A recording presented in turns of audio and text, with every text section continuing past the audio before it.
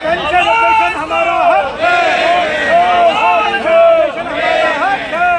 You. यहाँ पर लोग बैठे हैं मेरे साथी, अभी वर्किंग में हूँ, लेकिन एक साल बाद इसी सभा में, वैसे तो मैं बैठता आ रहा हूँ लगातार पिछले बहुत दिनों से अपने साथियों के साथ, क्योंकि भविष्य की ओर भी ध्यान रखना चाहिए। आज जो यूएपीआरओ, एक बार थोड़ा सा आलस से खोल लेंगे, यूएपीआरओ जिंदाबाद जिंदाबाद जिंदाबाद, यूएपीआरओ जिंदाबाद जिंदाबाद जिंदाबाद, भारत माता की जय, भारत माता की जय। देखिए, सरकार जो है ये अपनी भाषा में सुनती है। ये थोड़ा सा जो हमारे भारत सरकार के जो जितने मंत्री हैं, भारत माता की जय, वंदे मातरम, तो हम भी इसलिए वहीं से शुरू करते हैं ताकि सरकार को लगे सब हमारे ही जन हैं।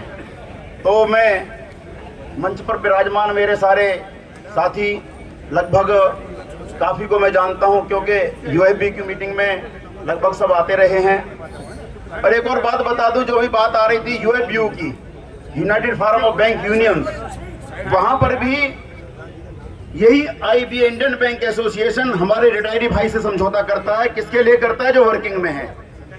बड़ी विचित्र विडंबना है ये।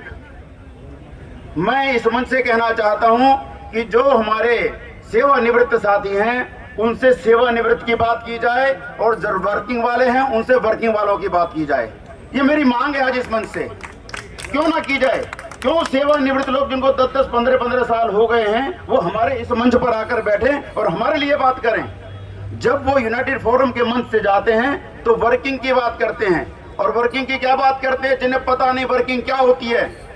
आपको पता होगा इस बार जो ड्यूटी सीएसए की आई, जो सीएसए नाम दे दिया सिंगल विंडो ऑपरेटर को, 50,000 रुपए सिंगल काउंटर पर पेमेंट करता है। वो एक दिन में 50 पेमेंट यदि कर दिया उसने तो 25 लाख रुपए सिंगल एंट्री करता है, और फ्रॉड होने शुरू हो गए हैं। ये भी हमको ध्यान में आ गया होगा, कई फ्रॉड अब तक हो चुके हैं, क्योंकि सबकी मानसिकता एक सी होती नहीं है। इसलिए मैं चाहता हूं कि ये मंच सब मेरे सेवानिवृत्त भाइयों का हो, और एक साल बाद मैं भी इस मंच पर आकर के बैठूं और अपने सेवानिवृत्त भाइयों के लिए भरपूर लड़ाई लड़ना है। ये जो लड़ाई आप लड़ रहे हैं आपकी अकेले की नहीं है।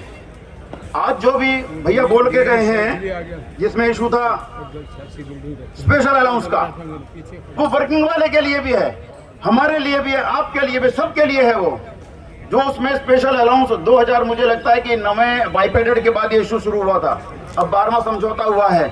9वें के अंदर एक गंदगी आई थी, जो यूएफबीयू नहीं, उन्होंने साइन किया कि एक स्पेशल अलाउंस क्रिएट कर दिया जाए। उस पर कोई, वो एक जस्ट लाइक ए वेज, आपको डेली वेज मिल गया, उसके ऊपर ना कोई पेंशन है, कोई बेनिफिट उस पर नहीं है। तो ऐसा कौन सा भारत का कानून है कि हमें सरकारी होकर के हमें ऐसा वेज मिले जिस पर कोई पेंशन ना हो, जिस पर कोई हमारा किसी प्रकार का कुछ नहीं है, एक अलग उठा करके आपको रुपये दे दिए, भाई आपकी मजदूरी, आपकी दिहाड़ी वाला मजदूर हो गया। वो हमारे रेगुलर उसमें की जाए, जो बोला है बिल्कुल सच है। 5 हमारी मांग आज यहाँ पर विशेष रूप से रखी गई हैं। एक तो अपडेशन ऑफ पेंशन, जब सरकार ओआरओपी दे सकता है, वन रैंक वन पेंशन। आज जो पुराना कोई चीफ रिटायर है और आज का जो वर्कमैन रिटायर, उससे कम पेंशन पाता है। मेरे पास ऐसे उदाहरण हैं, चीफ मैनेजर होगा, वो जो रिटायर हो रहा है, आज जो वर्कमैन रिटायर हो रहा है उससे भी कम तनख्वाह पा रहा है उसको। ये बिल्कुल सिस्टम गलत है। इसलिए जैसे ही हमारा सैलरी रिवाइज होता है, ये जो हमारा ओआरओपी का मामला चलता है, हमारे ध्यान में आ गया होगा, जैसे हम रिटायर हुए तो मेरा रैंक, जब समझौता हुआ तो जो रिटायर एम्प्लॉय है उनका भी उसी के हिसाब से, नए समझौते के हिसाब से नया पेंशन बनना चाहिए। ये बहुत जरूरी आपकी जो मांग है, बहुत आवश्यक मांग है, सबसे आवश्यक मांग है अपडेशन ऑफ पेंशन। दूसरा हमारा आता है कि आईबीए, जिसके बारे में मैंने बोला, डायरेक्ट डायलॉग क्यों नहीं करती? क्या हम भारत के नागरिक नहीं है क्या? जो रिटायर होने के बाद वो इस देश से बाहर हो गया क्या? या वर्किंग वाले, आप जब रिटायर आदमी से वर्किंग वाले की बात कर सकते हो तो रिटायरी से रिटायरी की बात क्यों नहीं कर सकते? ये कौन सा कानून आ गया?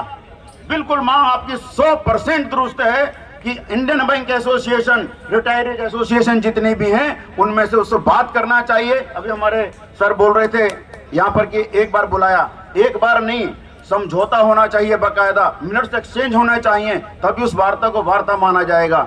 इसलिए जो हमने ये मांग रखी है 100% जायज है और NOW के ऑल इंडिया वर्किंग प्रेसिडेंट के नाते मैं इसका पुरजोर समर्थन करता हूं और मांग करता हूं सरकार से कि UFBRO या इसकी जो संस्थाएं इसके अंदर सम्मिलित हैं उनके साथ भी उनके मतलब की वार्ता उनके साथ करे, ना कि यूनाइटेड फोरम हमारी बात करके आए। ये मेरी मांग है यहां पर। दूसरा आपकी आती है ग्रांट ऑफ एक्सग्रेशिया। ये एक इसमें हो सकता है बहुत थोड़े लोगों, प्राइवेट बैंक में ये नहीं हुआ। ये अभी एक्सग्रेशिया का जो मामला है UFBRO के थ्रू हो गया, लेकिन बहुत कम अभी साथी उसमें भी हैं जो प्राइवेट बैंक के अंदर है, जिन पर समझौता लागू नहीं होता है, उनको भी मिलना चाहिए।